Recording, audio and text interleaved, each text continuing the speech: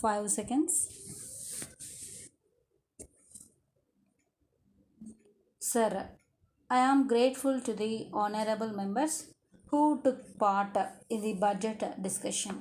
I am very glad that they have supported the budget proposals. I am also grateful to those who criticized the budget proposals. I am aware that we are faced with a difficult situation. I know that there are many problems to be solved. I am sure you will agree with me that there are no simple solutions to the problems, and I realize that there can be many other ways and means to solve them.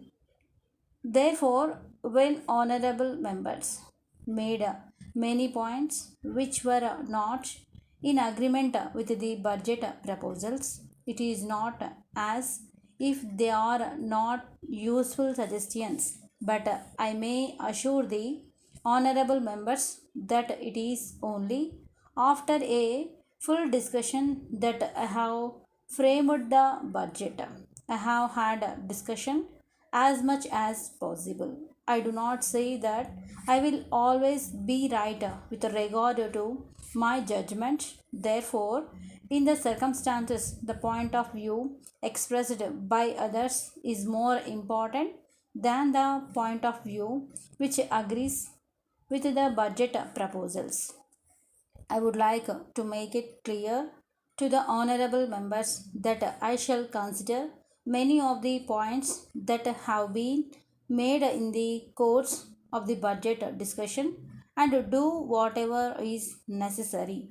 Having said that, I would like to say that there was agreement with regard to priorities which we have got to observe in solving the problem of inflation. Many honorable members have said that if the increase of prices goes on in the same manner as it has been going on during the last 2 years, it would be an end of our planning and it would create many difficulties in the economy as a whole.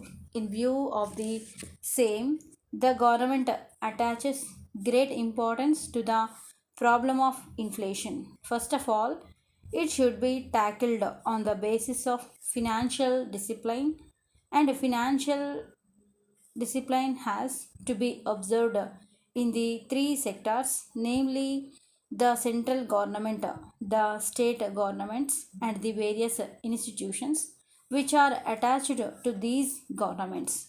The second is private consumption, where commercial credit is utilized. The third is the black money sector. Unless we tackle all these three sectors, we may not be able to achieve the desired results.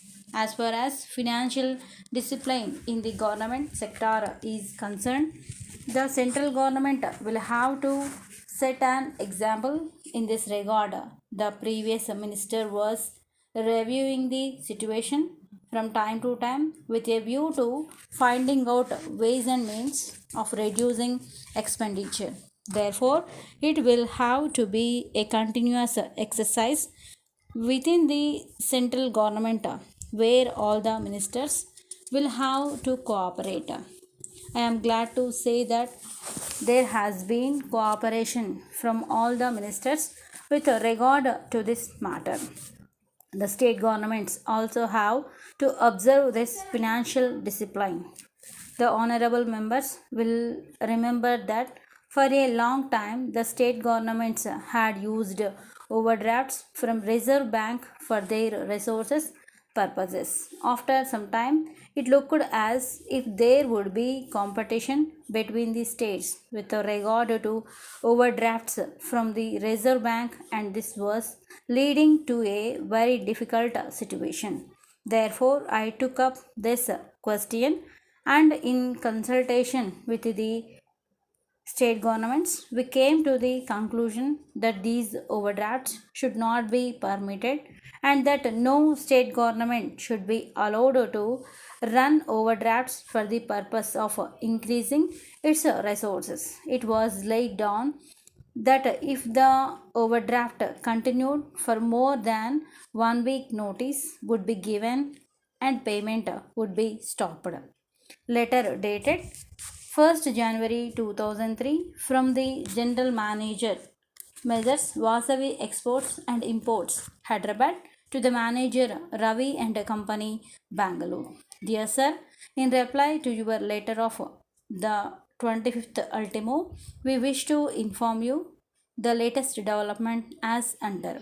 We have thoroughly examined the terms and conditions furnished by you in your letter and considered the same. We have decided to appoint you as our commission agent for South India for a period of 2 years from 1st February and agree to pay you commission on the orders received from the southern region. In respect of orders from other countries received through you, we agree to pay you commission as per the terms and conditions to be arrived at a later date. We have already established business connections in different parts of the world. Therefore, it is not possible for us to give you representation in this regard immediately.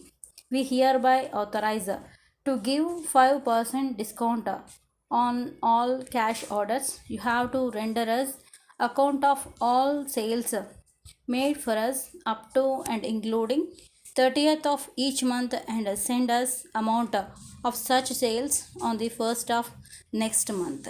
But we prefer advance payment of rupees 1 lakh under this scheme. You will notice that the list of items includes items that may be required in any office. We hopefully wait for your confirmation in this respect. Thanking you, yours faithfully.